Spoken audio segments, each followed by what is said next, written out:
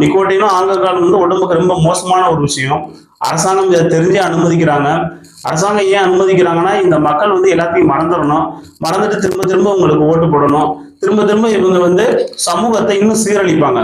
ஒரு காலையில ஒரு பேப்பர் எடுத்து பாத்தீங்கன்னா, நாட்டுல கொலை, கொள்ளை, கற்பழிப்பு, வயலன்ஸ், திருட்டு எல்லா பேசிக் இதுக்கும் கம்ப்ளீட் காரணம் என்னன்னா மது அப்படின்ற ஒரு ஒற்றை விஷயம்தான். இது வந்து அரசாங்கமே தன்னுடைய சொந்த நாட்டு மக்களுக்காக நடத்தக்கூடிய ஒரு சோசியல் டெரரிசம் அப்படின்னு சொல்லலாம் இந்த டாஸ்மார்க் அப்படின்றத. இந்த டாஸ்மாக் கடைகளை மூடலைன்னா அடுத்த தலைமுறை பிள்ளைகள் கடுமையா பாதிக்கப்படுவாங்க. பெண் மாணவிகள் எல்லாம் வீடியோஸ்லாம் நிறைய பாக்குறப்ப மனதுக்கு ரொம்ப சங்கடமா இருக்கு. அடுத்த தலைமுறை ரொம்ப வலிமையான தலைமுறையா உருவாக்கணும் அப்படின்னா கண்டிப்பா மது இல்லாத சமுதாயமா இந்த உருவாக்குனாதான், அல்லது உருவாக்குறதுக்கு நம்ம முயற்சி எடுத்தா மட்டும்தான் அடுத்த தலைமுறை பிள்ளைகளை காப்பாற்ற முடியும். சோ இந்த புரிதலை